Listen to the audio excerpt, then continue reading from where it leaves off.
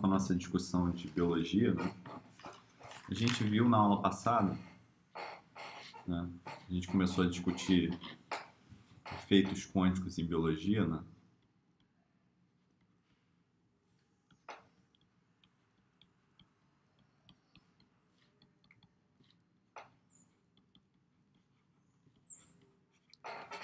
Então, só para relembrar, né?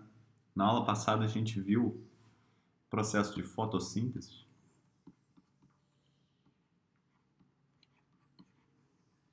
A gente estudou aspectos desse paper do pessoal do MIT, de Harvard, né? Asper Guzik.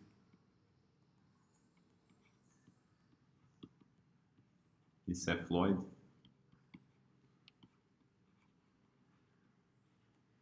Né? No paper deles, eles propõem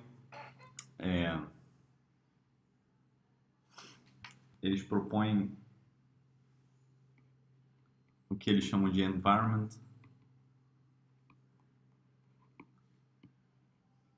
Assisted Quantum Walk.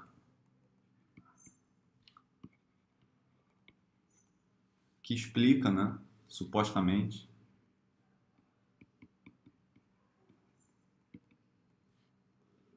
a eficiência alta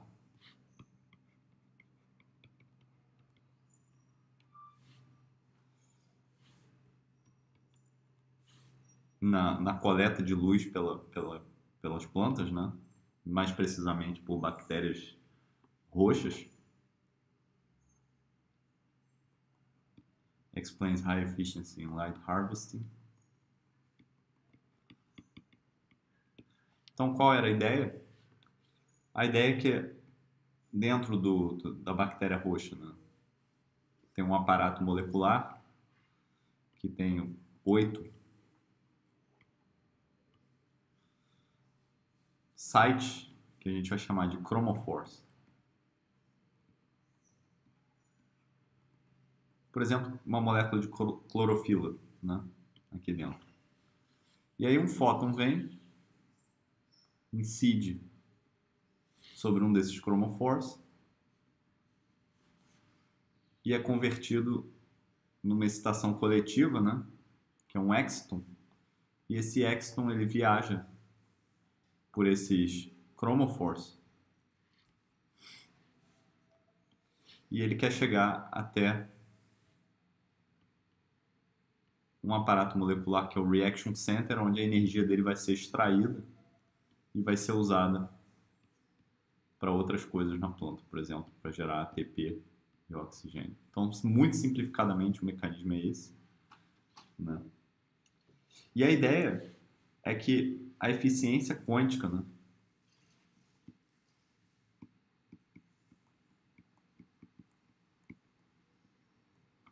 que é a probabilidade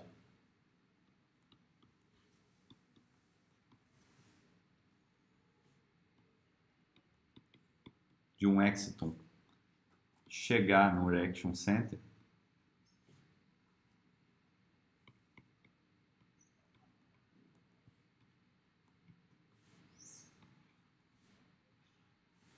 né? Posso chamar isso pela letra eta. Nessas plantas, esse eta é tipicamente 99%. Nessas bactérias roxas. Purple bacteria.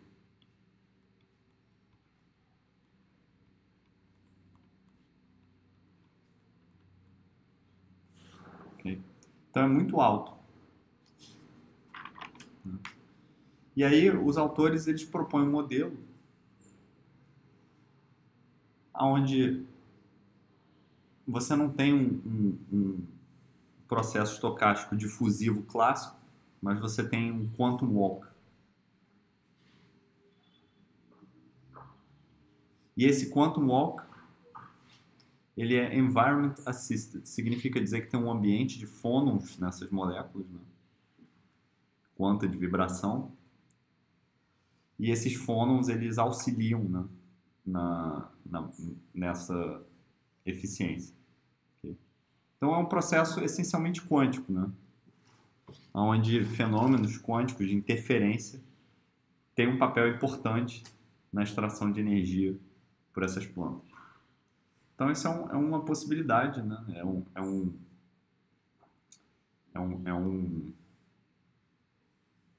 Um lugar onde fenômenos quânticos podem aparecer na biologia, né? Isso está suportado por experimentos.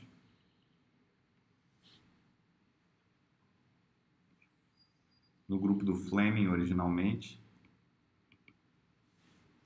né? Aquele paper na Nature, Evidence for Wave-like Energy Transport, uma coisa assim, né? Mas a ideia é que a gente tem quantum bits, batimentos quânticos, né? Ou interferência, essencialmente, né? Dos estados eletrônicos dessa molécula, se você excitar ela com um laser ultra rápido. Okay? Então, tem toda essa literatura aí para vocês lerem, que é muito interessante. Eu queria discutir um outro lugar onde efeitos quânticos podem ser importantes na biologia, que é o compasso aviário.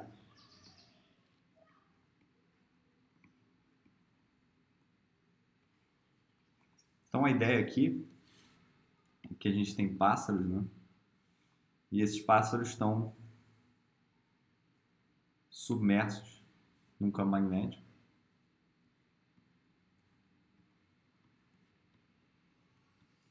E eles se orientam pelo campo magnético. Okay. E aí tem essa espécie específica de pássaros, né?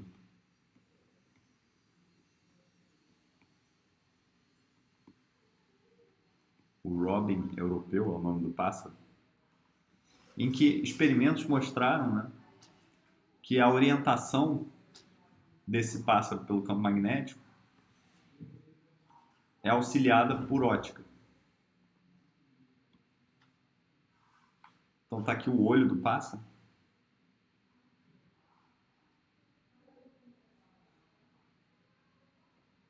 E aqui onde eu estou marcando de vermelho, tem alguns aparatos moleculares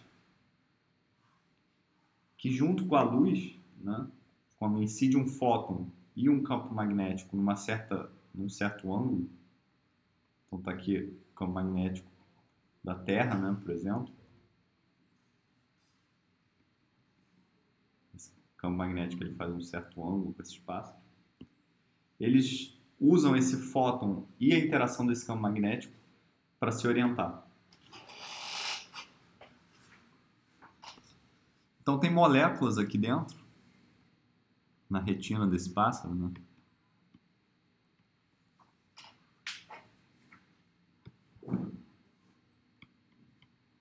Que sentem o campo magnético.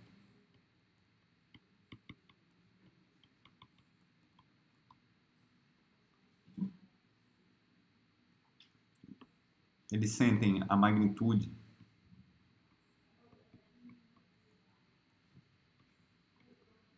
e a orientação.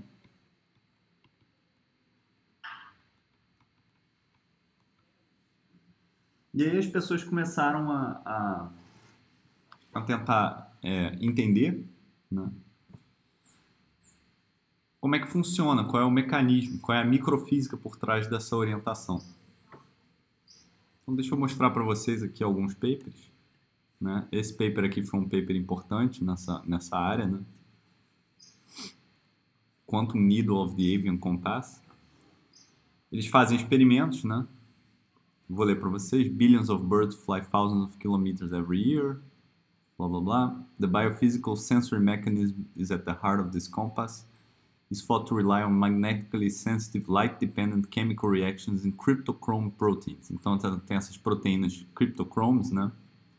Que ficam localizadas no olho. E essas proteínas elas têm reações químicas que dependem da luz incidente na visão do pássaro e da inclinação do campo magnético. Okay? E essencialmente, né, o que acontece é que essa molécula, esse cara daqui, vou tirar uma foto dela.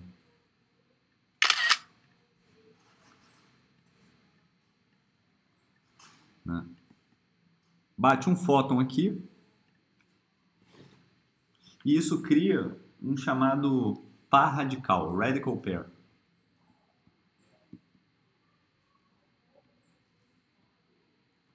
O que é isso? São dois elétrons, né, que estão localizados em posições diferentes dessas moléculas.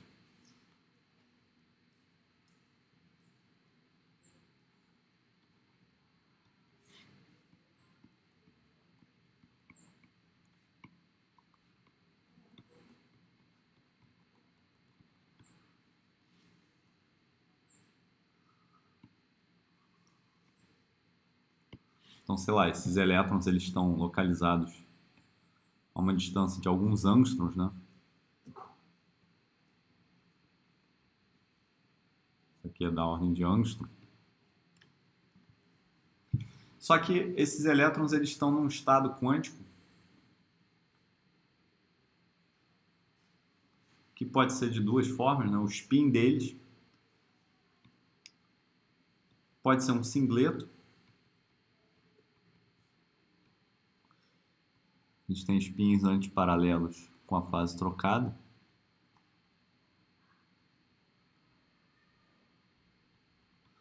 Ou pode ser um dos tripletos.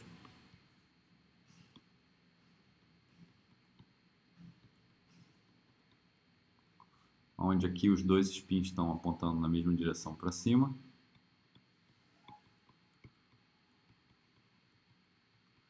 Aqui a gente tem um spin para cima e um spin para baixo.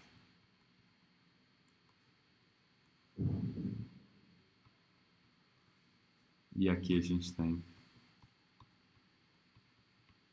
os dois spins para baixo. Então tem o tripleto de estados. Então esse aqui eu vou chamar de singleto.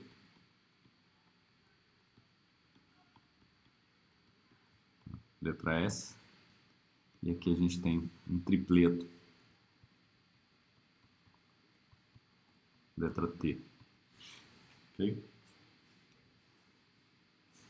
Então a ideia por trás da biologia quântica desse compasso aviário, né,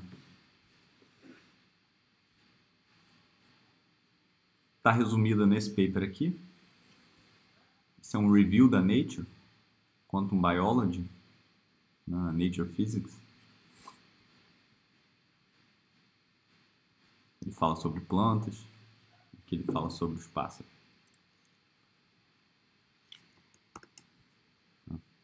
Então aqui a ideia está resumida nessa figura, né? Tem até uma foto do pássaro.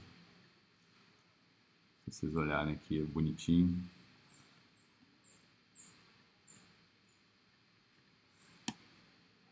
Então a ideia é que a gente vai ter esses spins eletrônicos em um desses estados, né?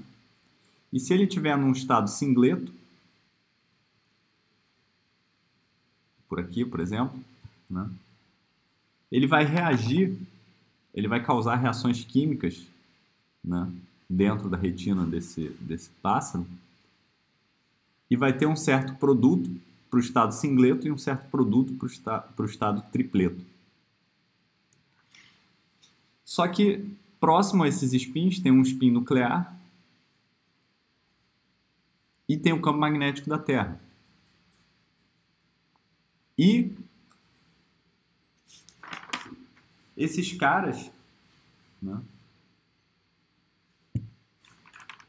eles transferem a população, né? Eu tenho aqui meus elétrons na molécula A e B, no estado tripleto. Eu tenho minha molécula aqui com os elétrons nos sites A e B, no estado singleto. E essas interações, né? Essas interações com esse spin nuclear e com o campo magnético da Terra, vou desenhar aqui,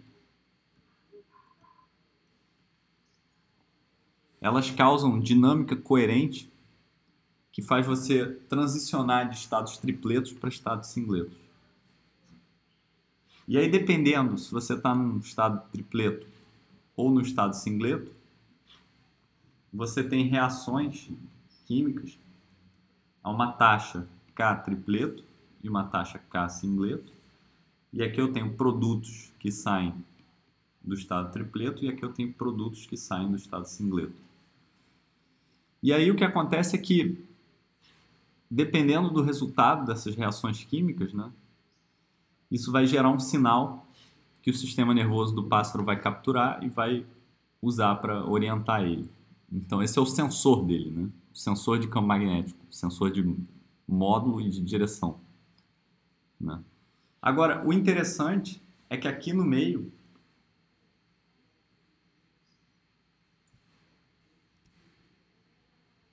a gente tem dinâmica coerente.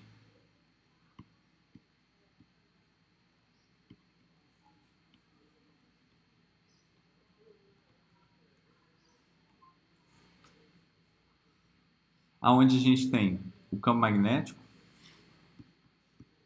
mais o efeito do spin nuclear de átomos próximos a esse par eletrônico, né?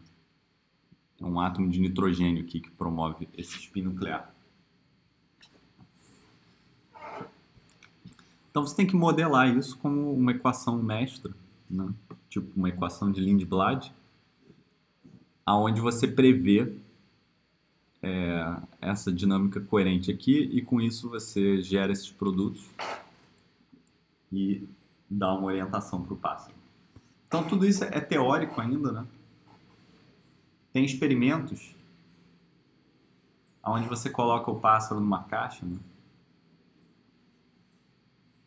Então tá aqui o pássaro é laranja, então vou desenhar ele bonitinho.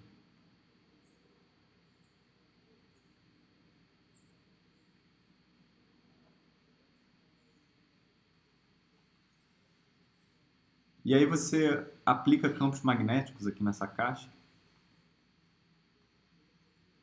Você pode aplicar um campo magnético que depende do tempo.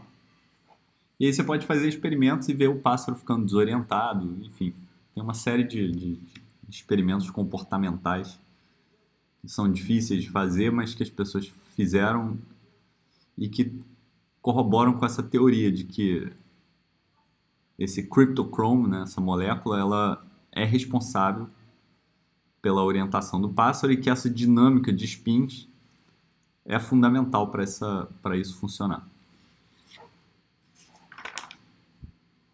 Então, com isso, a gente tem mais um exemplo aí de onde a mecânica quântica pode potencialmente ser importante, né? Então a gente viu um exemplo que envolve transporte quântico,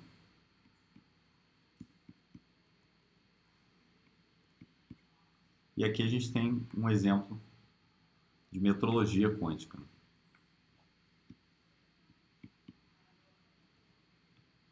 Ou sensoriamento, né? Ele mede esse campo magnético. Ele mede o sensor, ele sente aonde esse campo magnético vai estar. E para onde ele vai estar apontando e quão forte ele é, usando essa dinâmica coerente de spins.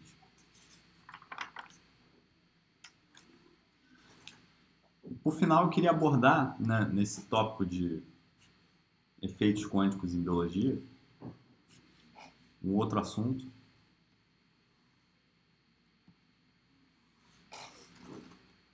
que eu vou chamar de quantum enzymes.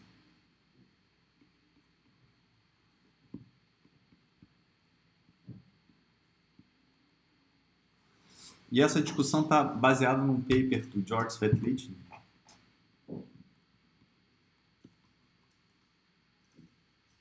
Vocês podem ver o paper no archive. Está aqui a referência, 1510 06294. Eu separei o paper aqui. A Toy Quantum Analog Enzymes. Okay. Então, qual que é a ideia, né?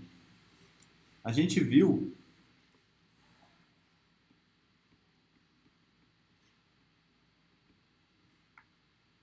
que reações químicas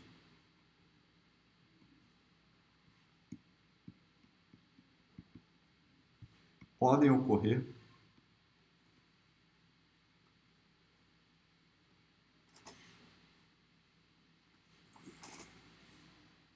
via tunelamento. Tunelamento quântico por uma barreira. Então, a ideia prototípica aqui, né, era que a gente tinha um landscape de potencial.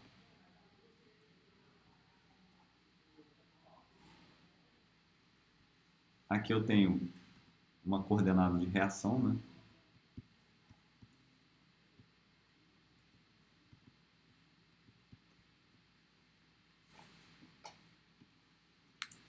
E eu tenho uma barreira de potencial entre os reagentes e o produto.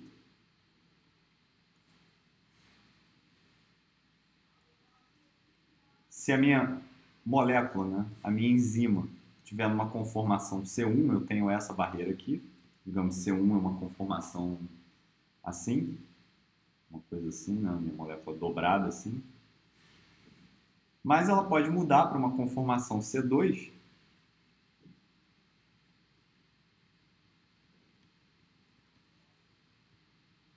e mudar essa barreira. Então, digamos que uma conformação C2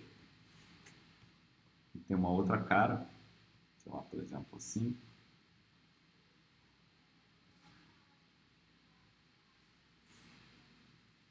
Ela altera essa barreira e com isso ela muda a taxa de tunelamento, né, de um mínimo local para o outro.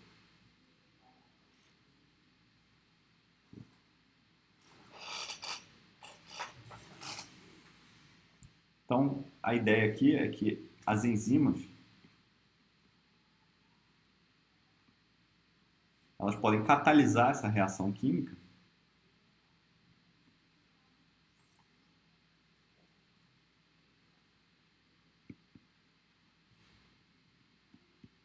mudando a altura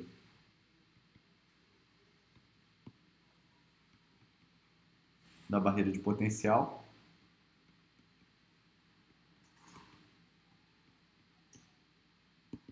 através de mudanças no estado conformacional delas.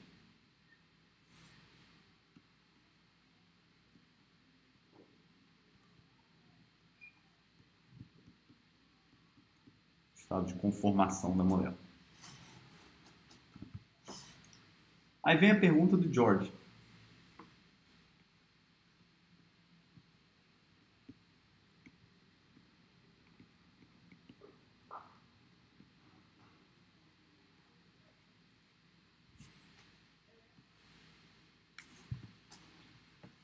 Será que se ao invés de ter uma mistura de conformações, uma mistura estatística de várias conformações, se eu tiver uma superposição quântica coerente de conformações possíveis de uma molécula, será que eu consigo aumentar ou diminuir a minha taxa de reação além do que eu consigo usando misturas? Então deixa eu escrever isso para ficar mais claro. Será que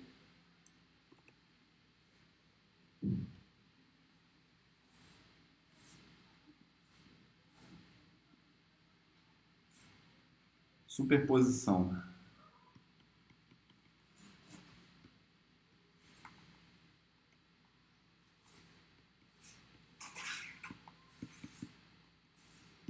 por exemplo, um estado do tipo C1 mais C2 sobre raiz de 2, né? Por exemplo.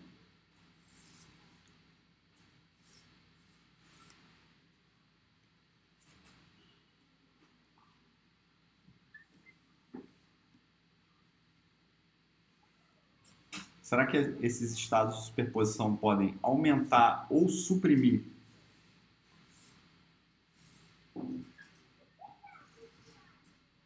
o tunelamento além do que é possível,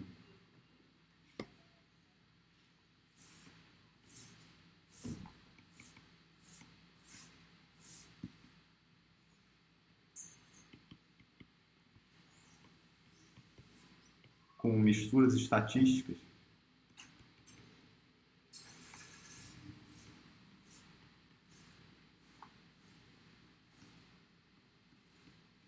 por exemplo,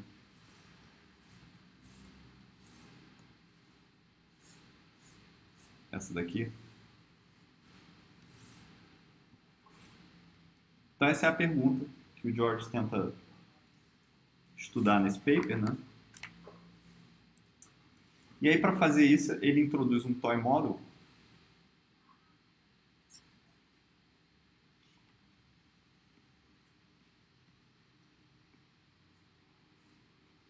tentar responder essa pergunta num contexto mais simples.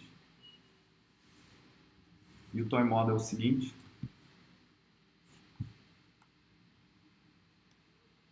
Deixa eu desenhar de novo aqui o meu landscape de reação química. Então eu desenhei um potencial assim, né? Mas imagina eu deformar esse potencial. Uma coisa assim.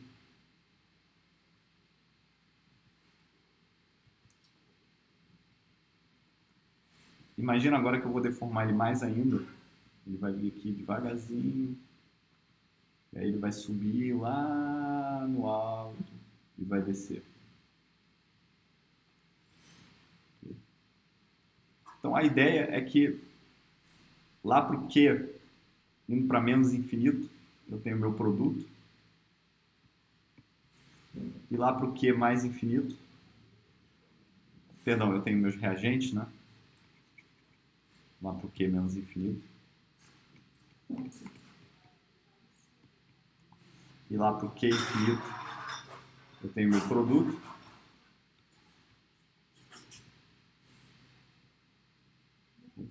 E esse potencial é uma delta de Q.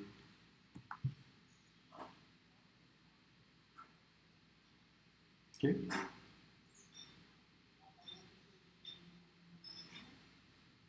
E a vantagem de fazer essa simplificação é que potenciais delta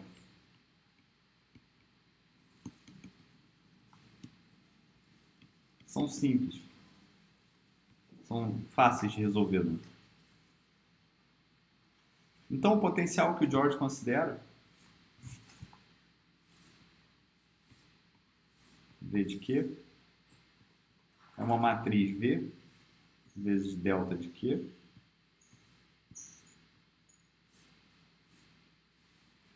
e essa matriz V é uma matriz diagonal V1, V2 até Vn. Ele considera N estados conformacionais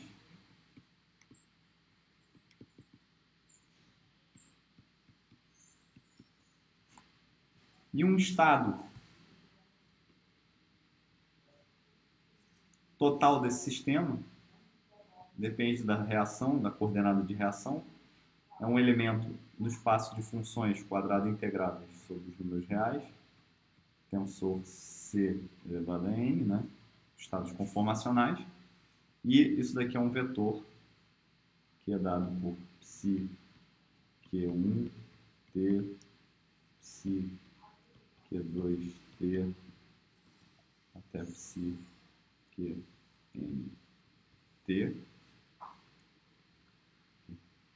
E esses caras satisfazem, né, a equação de Schrödinger.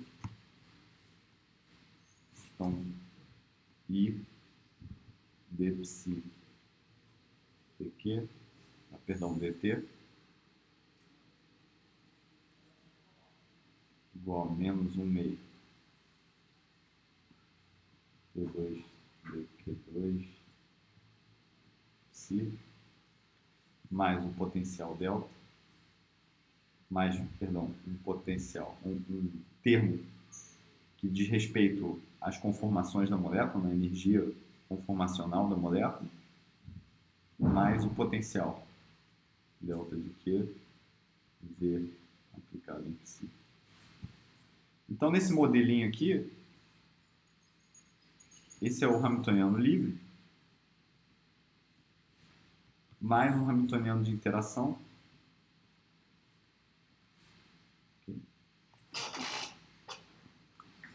E aí, essencialmente, procurando por soluções dessa equação de Schrödinger, né, a gente consegue estudar se diferentes estados conformacionais da molécula estarem em superposição pode ajudar ou atrapalhar o tunelamento através dessas barreiras delta. Então essa é a ideia por trás do modelo brinquedo do George, de enzimas quânticas. E qual que é o resultado disso?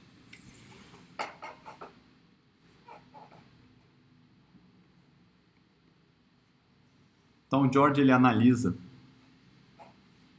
problema de mecânica quântica, né?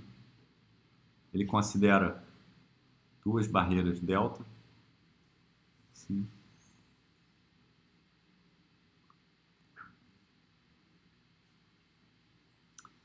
E aí a gente tem um estado que vem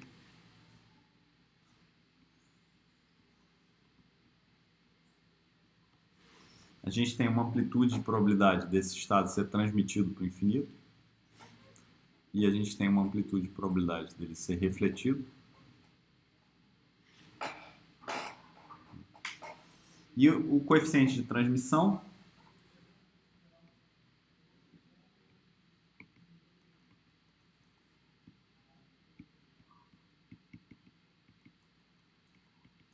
é uma função do estado de conformação S, onde esse S vale de 1 até N.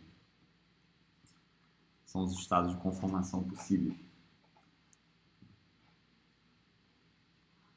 E para misturas, né?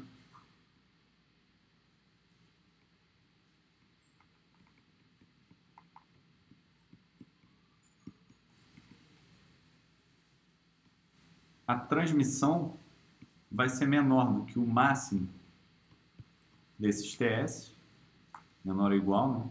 E maior ou igual que o mínimo desses TS. E a gente teria uma vantagem quântica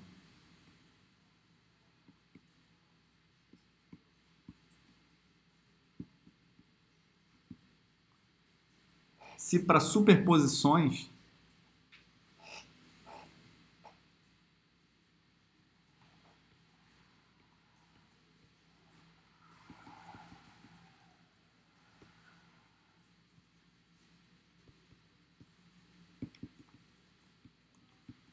de estados de conformações a gente tiver um T que não está contido nesse intervalo entre o mínimo e o máximo de TS, né? T mínimo e T máximo. Então, se a gente conseguir sair fora desse intervalo usando superposições quânticas, então tem uma vantagem quântica. Essa é a ideia, né? É extremamente inteligente como é que ele mede essa vantagem quântica. Então a ideia é que a gente vai ter o coeficiente de transmissão desse sistema aqui. Eu vou ter o T máximo, eu vou ter o T mínimo,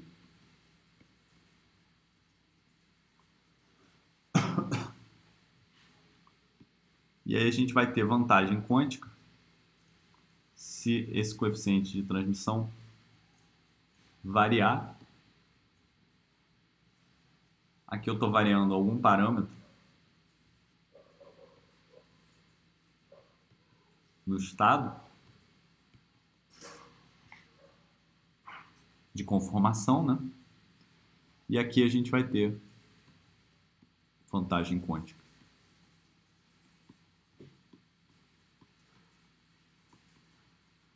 Aqui também, né? Porque suprimir tunelamento também é uma vantagem quântica.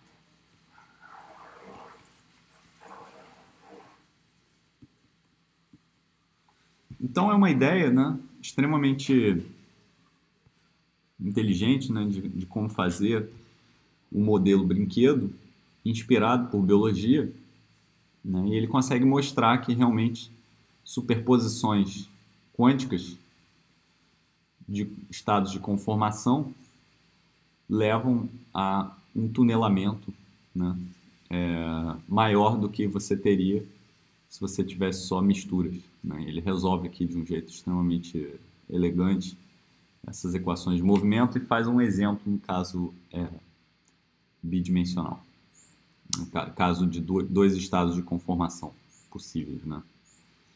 E aí ele mostra aqui com simulações numéricas, né, que você tem vantagem quântica. Okay. Nesse caso, né, se isso for verdade, se a gente conseguir provar que você tem superposições entre essas moléculas, a gente tem em biologia, né, esses estados de gato